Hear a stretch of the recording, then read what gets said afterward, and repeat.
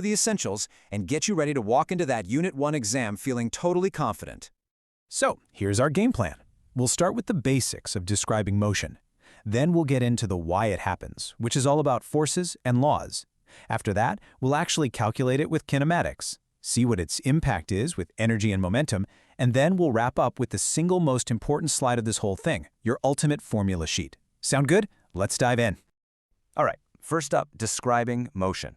Look, getting these fundamentals right is absolutely non-negotiable. Everything, and I mean everything, that we're about to cover is built on top of this foundation. So let's make sure it's rock solid. Let's just clear this one up right away because it trips a lot of people up. Scalars versus vectors. It's actually pretty simple. Think of a scalar as just a number. It tells you how much. Your speed is a scalar. But a vector adds a crucial piece of info. Which way? So velocity isn't just your speed, it's your speed in a specific direction. And trust me, that little difference is everything when you're solving physics problems. So, building on that, we get to velocity and acceleration. Velocity tells you how fast your displacement is changing, and acceleration tells you how fast your velocity is changing. But here's the key thing to remember. They are both vectors. This means a car that's turning a corner, even if it has a constant speed on the speedometer, is still accelerating. Why? Because its direction is constantly changing, which means its velocity is changing. Mind-blowing, right? So we've got the what of motion down. Now let's get into the real meat of it, the why. What actually makes something speed up, slow down, or change direction? The answer, my friends, is forces. And the rules that govern them are probably the most famous in all of science. And here they are, the big three, Newton's laws. The first one is all about inertia. Basically, things like to keep doing what they're doing. The second one, F equals ma, that's the powerhouse equation that connects force, mass, and acceleration. And the third law tells us that forces are always a two-way street. You can't push on a wall without the wall pushing back on you just as hard. These three rules, they explain pretty much every bit of motion you're going to see in IAL physics. But what about stuff that turns or rotates? That's where moments come into play. A moment is just the turning effect of a force. And for something to be perfectly balanced, like a seesaw that isn't moving, the principle of moment says that the total clockwise turning effect has to perfectly cancel out the total anti-clockwise turning effect. This picture is such a perfect real-world example. You've got the father and son on a seesaw. Now, obviously, the father is heavier, so he's putting a bigger downward force on his side. But notice how he's sitting closer to the middle, the pivot point. The son is lighter, but he's sitting further away. Since a moment is the force times the distance from the pivot, their turning effects can balance out. The dad's big force and small distance creates a clockwise moment that is exactly equal to the son's smaller force and larger distance, which creates an anti-clockwise moment. That's what we call rotational equilibrium. Okay, so we know what motion is, and we know why it happens. Now for the really powerful part, how to calculate it. This is kinematics, and it's basically your mathematical toolkit for predicting exactly how an object with constant acceleration is going to move.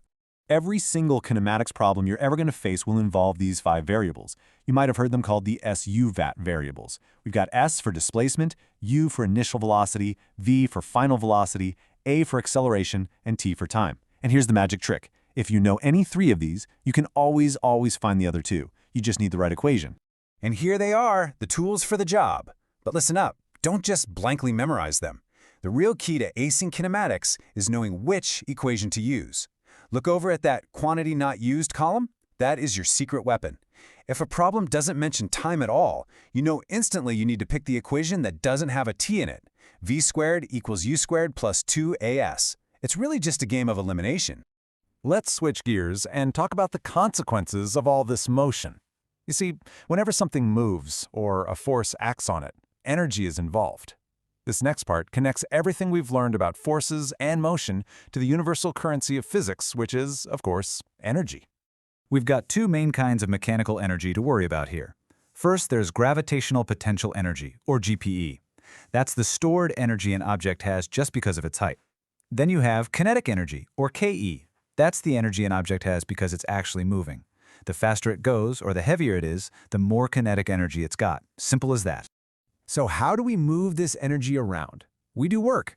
Now in physics, work has a very specific meaning. It's what happens when a force makes something move. And power? Well, power is just how fast you do that work. Think about it.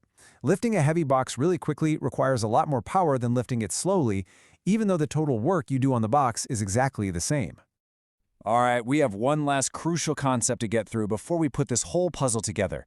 It's another property that all moving things have, and you can think of it as the quantity of motion, or basically how hard it is to stop something once it's going. We are, of course, talking about momentum.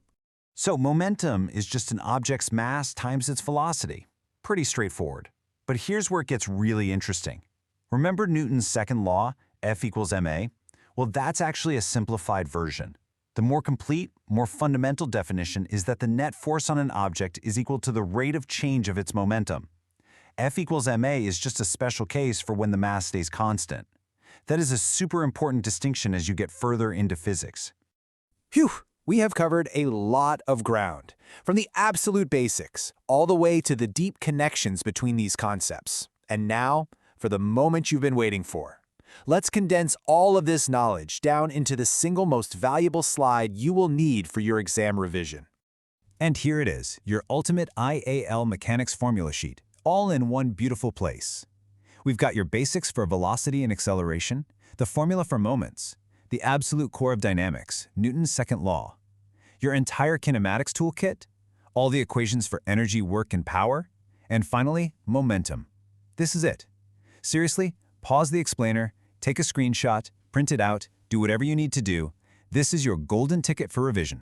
And that's it. From scalars and vectors all the way to momentum and beyond, you now have the complete framework. You have the concepts and you have all the formulas. You have everything you need to solve those problems. You've totally got this. Now go ace that exam.